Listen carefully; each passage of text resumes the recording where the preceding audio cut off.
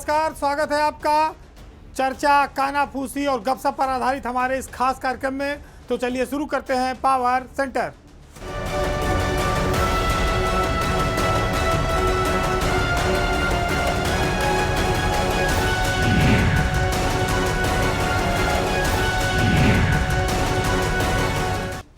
उत्तर प्रदेश में जो बुंदेलखंड का इलाका है वो काफ़ी पिछड़ा इलाका माना जाता है।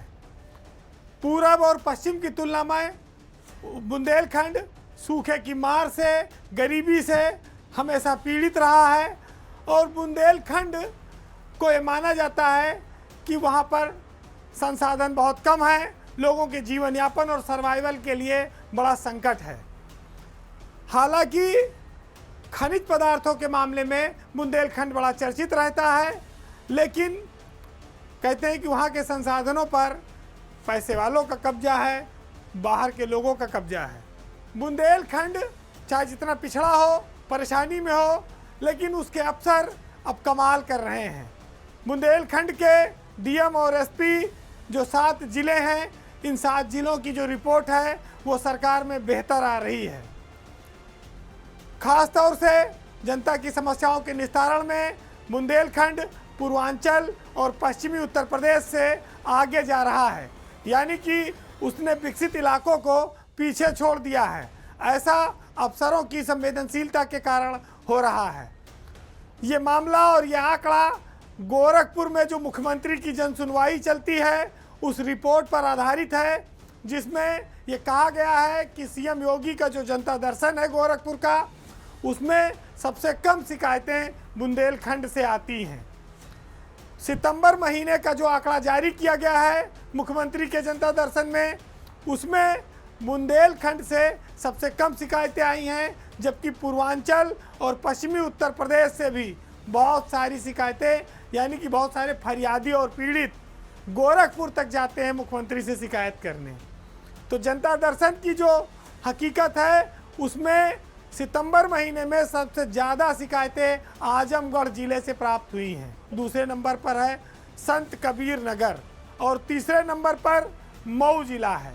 तो ये आजमगढ़ और संत कबीर नगर और मऊ, इन 3 ज़िलों के डीएम एसपी लंबे समय से हैं भी, वो सावधान हो जाएं कि लोगों की समस्या का समाधान होना चाहिए।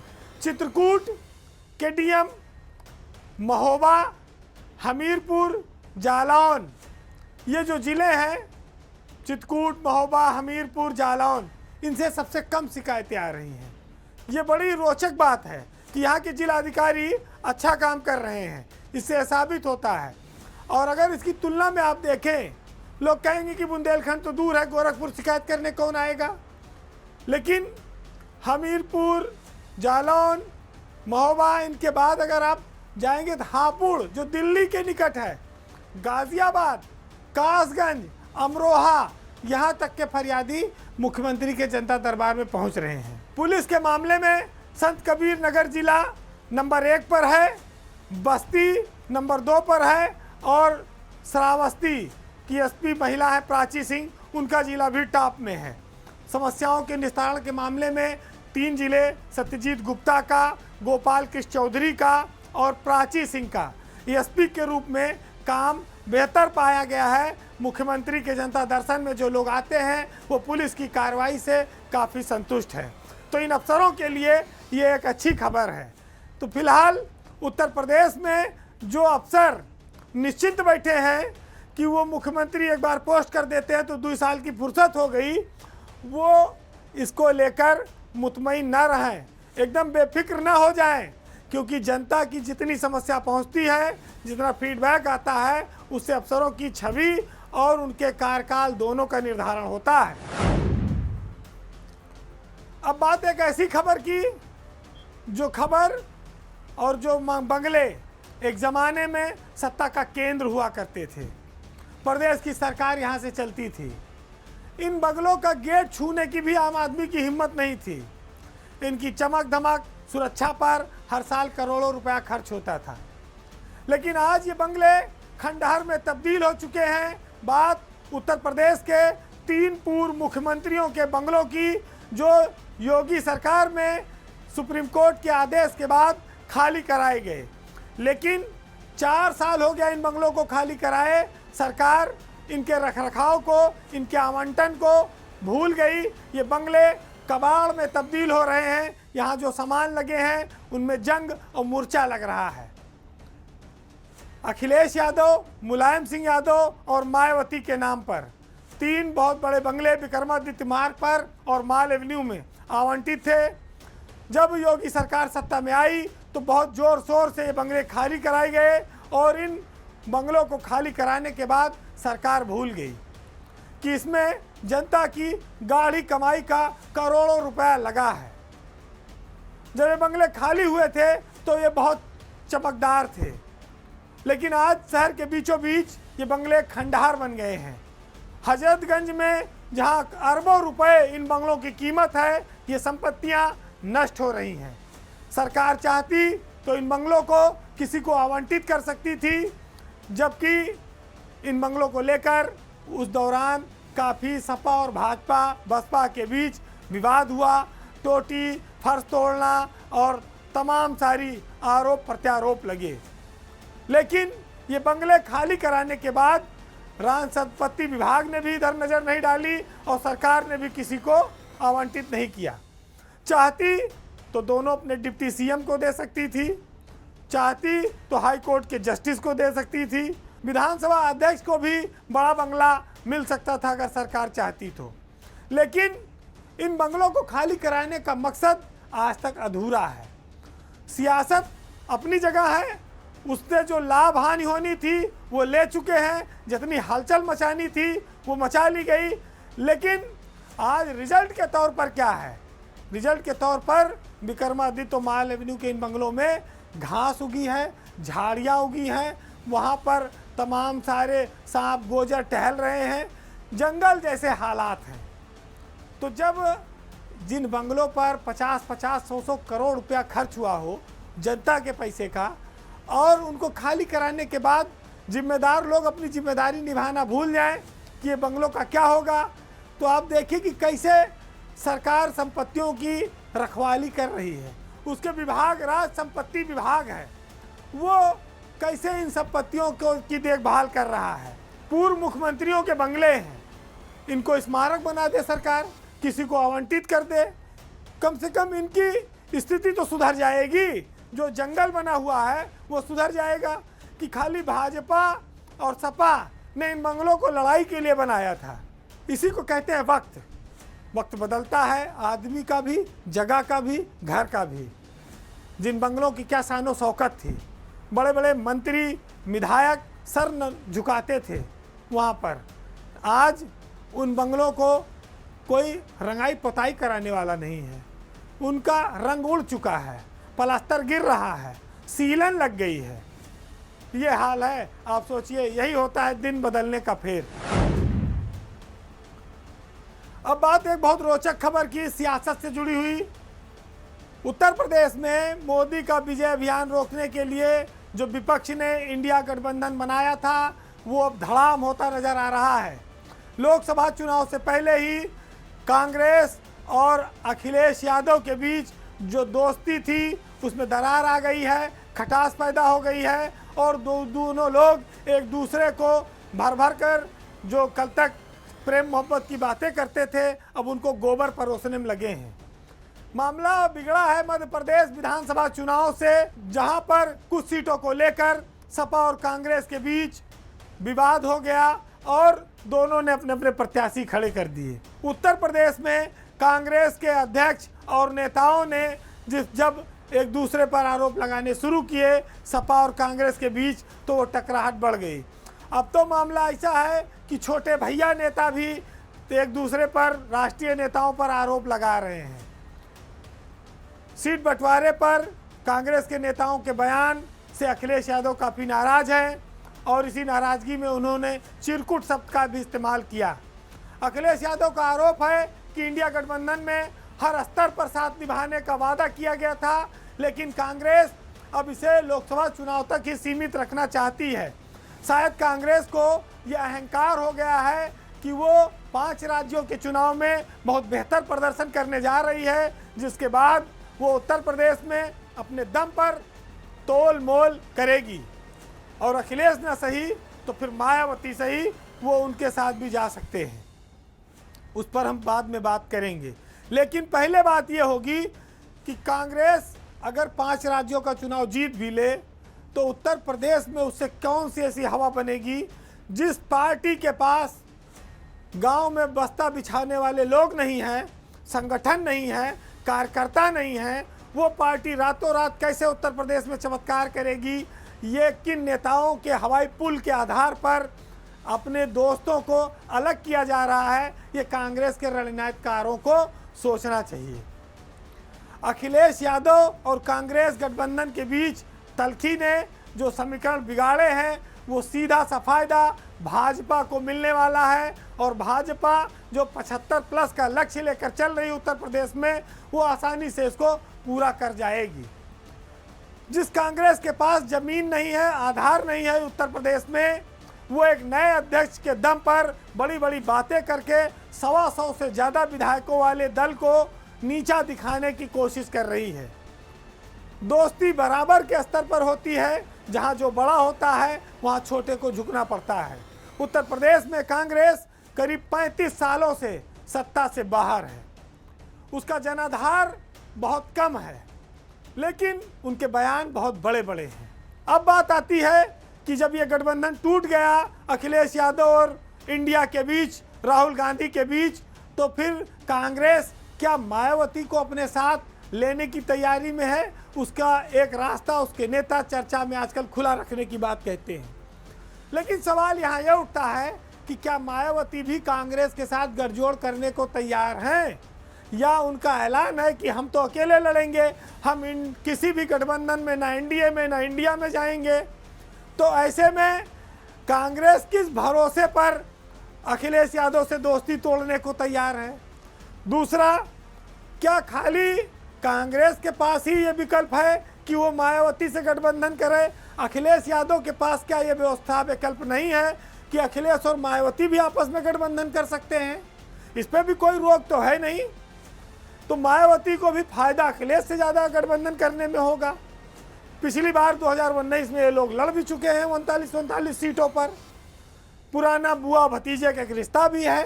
ये गठबंधन टूटने की नौबत पे सिर्फ एक कांटा आता है, वो मुस्लिम मतदाताओं का, कि कांग्रेस कह रही केंद्र में हम सरकार बनाएंगे, मुसलमान हमारे साथ आ जाओ।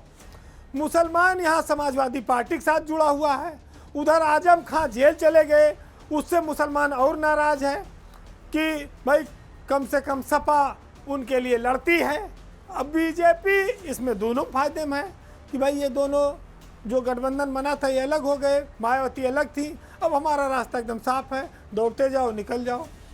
तो जब ये सब स्थिति बनेगी आने वाले वक्त में, तो एक और पेच आएगा कि अभी तक उत्तर प्रदेश में जो गांधी परिवार है वो अमेठी और रायबरेली में चुनाव हर बार लड़ता रहा, जीता भी हारा भी, लेकिन सपा ने कभी इनके खिलाफ कैंडिडेट वहाँ नहीं उतारा। तो समाजवादी पार्टी का जो बड़ा वोट बैंक है वो कांग्रेस को अमेठी रायबरेली में मिलता था। राहुल गांधी पिछली बार हार गए जब कैंडिडेट नहीं उतारा सपा ने, तब भी। अब की अगर उतार दिया तो पिछली बार तो एक रायबरेली जीत भी गए थे, अब की बार पता नहीं जीरो ना हो जाए। राहुल गांधी और सोनिया गांधी के लिए ये लड़ाई फिर रायबरेली अमेठी में बहुत कठिन हो जाएगी। आज जो लोग कर्नाटक और हिमाचल प्रदेश में चुनाव जीतकर लोकसभा में बीजेपी की सीटें कम करने का दावा कर रहे हैं, उसकी भरपाई अपने आप उत्तर प्रदेश से हो जाएगी और मोदी तीसरी बार देश के प्रधानमंत्री बनने में कामयाब होंगे। पावर सेंटर में बात अब एक ऐसी खबर की जो ब्यूरोक्रेसी के भ्रष्टाचार से जुड़ी है। उत्तर प्रदेश में सरकार भले ये कहती है कि भ्रष्टाचार पर हमारा जीरो टॉलरेंस है, लेकिन राजधानी लखनऊ में सरकार की नाक के नीचे कई ऐसे मामले आते रहते हैं जो भ्रष्टाचार का खुलासा करते हैं। महत्वपूर्ण बात यह है कि हमारी ब्यूरोक्रेसी के अधिकतर अफसर खुद को ईमानदार दिखाने की कोशिश में लगे रहते हैं, लेकिन हर जगह वो बेईमानों भ्रष्टाचारियों को संरक्षण देते हैं। बात उत्तर प्रदेश के बिजली विभाग की, और वो भी लखनऊ की मध्यांचल विद्युत वितरण निगम में फैले भ्रष्टाचार की, जहां इंजीनियर रोज ऐसे ऐसे कारनामे करते हैं कि आप दांतों तले उंगली दबा लेंगे। मध्यांचल के इंजीनियरों ने बिजली का काम छोड़कर अब प्लाट और फ्लैट का धंधा शुरू कर दिया है। बहुत आश्चर्य वाली बात है, आप सुनेंगे तो हैरान होंगे कि मध्यांचल के इंजीनियर विद्युत कनेक्शन और लोड बढ़ाने के बदले प्लाट और फ्लैट की डिमांड करते हैं। आज ताज़ा मामला आपके सामने हम लाए हैं एक मध्यांचल के मुंशी पुलिया और चिन्हट डिवीज़न के विभाग का, जिसमें 3500 किलोवाट लोड स्वीकृत करने में एक बहुत बड़ा फ्रॉड हुआ, और उस फ्रॉड में इंजीनियर भी लाभान्वित हुए, और मध्यांचल के एमडी भवानी सिंह खंगारौत पूरे मामले पर कुंडली डाले बैठे हैं। लेकिन उससे पहले देवराज तो बिजली विभाग से हटा दिए गए, लेकिन देवराज के बाद उनके जो लोग थे वो आज भी बिजली विभाग के विभिन्न डिवीजनों में जमे हुए हैं। भवानी सिंह खंगारौत एक ऐसे ही अफसर हैं जो अपने आप को दिखाते सरल हैं, ईमानदार बनते हैं, लेकिन जितने भ्रष्टाचार के किस्से हैं, भ्रष्टाचारी हैं, वो सब भवानी सिंह खंगारौत के संरक्षण में फल और फूल रहे हैं। ताज़ा मामला ये है कि मुंशी पुलिया डिवीज़न के अंतर्गत अमराई सब स्टेशन आता है। वहाँ पर 3500 किलोवाट का एक विद्युत लोड एक बिल्डर को स्वीकृत करना था, लेकिन स्वीकृत कर दिया चिन्हट डिवीज़न ने, यानी कि दूसरे क्षेत्र का लोड दूसरे क्षेत्र के इंजीनियर ने स्वीकृत कर दिया और एक फ्रॉड कर दिया, और ये दो डिवीज़नों के बीच विवाद का फायदा हुआ ऊपर के अफसरों को। बताया जाता है कि इस विवाद में यसी और चीफ इंजीनियर अनिल तिवारी इनका बड़ा रोल रहा, लेकिन ये मामला लगभग 1.5 साल से ये अफसर भवानी सिंह खंगारौत इसको दबाए बैठे हैं। उन्होंने जो कमज़ोर लोग थी उनकी गर्दन दबा दबा कर पूरे मामले को ठंडे बस्ते के हवाले कर दिया। पहले आप ये जानिए कि मामला क्या है। अमराई गांव जो मुंशी पुलिया डिवीज़न के अंतर्गत आता है, वहां पर एक बिल्डर जिसका नाम है मेसर्स अट्रैक्टिव निर्माण कंपनी, वो बहुत बड़ी टाउनशिप विकसित कर रहा है। इस टाउनशिप के लिए 3500 किलोवाट का लोड उसको चाहिए था, जिसके लिए मुंशी पुलिया डिवीज़न से लोड पर कार्रवाई होनी थी, लेकिन चीफ इंजीनियर अनिल तिवारी के दबाव में चिन्हट एक्सियन ने डिवीज़न से इस लोड को स्वीकृत कर दिया, जबकि उनको उस क्षेत्र में अधिकार नहीं था। इस बात की जब जानकारी मुंशी पुलिया के एक्सियन रितेश आनंद को हुई तो उन्होंने 2021 में एक पत्र लिखा और इस पूरे घटनाक्रम का खुलासा किया। इसका विरोध किया तो भवानी सिंह खंगारौत ने उसे पद से हटाकर मध्यांचल में अटैच कर दिया। गौरतलब है कि जब 3500 किलोवाट का कोई कनेक्शन लिया जाता है तो इतने बड़े कनेक्शन के लिए बिल्डर को खुद के पैसे से नया सब स्टेशन बनाना पड़ता है। 33 केवी की लाइन होती है, 5 MVA का ट्रांसफार्मर लगता है, इस पर करीब 10 करोड़ रुपया खर्चा आता है। इसी पैसे को बचाने के लिए बिल्डर ने इंजीनियरों से साठगांठ की और लाइन खिंचवा दी बिना सब स्टेशन बनवाए। चर्चा इस बात की है कि जो पैसा बचा उसमें एक्सियन, यसी और चीफ इंजीनियर ने घूस ली। घूस के बदले में उन्हें फ्लैट दिए गए, किसी को 2 किसी को 1। लेकिन अब देखिए, जांच तो 2 बार हुई लेकिन खंगारौत साहब ने कार्रवाई किसी पर नहीं की। जिस एक्सियन ने शिकायत की थी उसी को उन्होंने रगड़ दिया और बैठे हैं ईमानदार बन के। अब महत्वपूर्ण बात एक और आप जानिए कि जो ये लोड स्वीकृत हुआ था बिल्डर को, उसकी फाइल भी इन लोगों ने गायब करा दी। तो जब जांच में फाइल ढूंढी जाती है तो फाइलें नहीं मिलती तो जांच काहे की होगी। ये पूरा मामला ठंडे बस्ते के हवाले कर दिया गया है, जो अपने आप को बहुत ईमानदार दिखाते हैं सरकार की नज़रों में। एक नहीं सैकड़ों मामले खुलेंगे जांच अगर सही से हो तब। लेकिन कहते हैं कि बने रहो पगला, काम करे अगला। सब लोग ये समझें कि बहुत ईमानदार हैं लोग बहुत मेहनत से काम करने वाले लोग हैं और नीचे पूरा मलाई काटने वाले लोग बैठे हैं। खंगा राउत का जो प्रिय है उसको महत्वपूर्ण पोस्टिंग मिलती है, मलाईदार पद दिए जाते हैं। जो सिफारिश लगाते हैं, जो बाहर से आते हैं, उनको सजा दी जाती है। सरकार सब जानकर भी अनजान बनी हुई है और ये वही खंगा राउत हैं जो केंद्रीय मंत्री के 6-6 दिनों तक फ़ोन नहीं उठाते थे। शाम के बाद जिनका मोबाइल कोई मिलावे उठता नहीं है, जनता से मिलने में उनको बहुत परहेज है। ऐसे लोग उत्तर प्रदेश की राजधानी लखनऊ में बैठकर बिजली की व्यवस्था को चलाते हैं। बहरहाल इतने बड़े घटनाक्रम और घोटाले पर जांच कराना, सजा देने के बजाय पूरे मामले पर खंगा राउत चुप्पी साधे बैठे हैं। पावर सेंटर में आज इतना ही। ऐसे ही कहानियां अफसरों की चलती रहेगी, उनके जुल्म सितम चलते रहेंगे, जनता सब सहती रहेगी। सरकार की नज़रों में अच्छा बनकर जनता के साथ अन्याय करने वाले ऐसे अफसरों पर शायद ऊपर वाला ही कभी कार्रवाई करे तो कुछ बात बने, अन्यथा जुल्म सितम को सहते रहिए। वैसे साहित्य में एक शायर ने लिखा है, सुनिएगा, कि मतलबी ज़माना है, जुल्म सितम का कहर है, ये साहब दिखाते शहद हैं, पिलाते जहर हैं।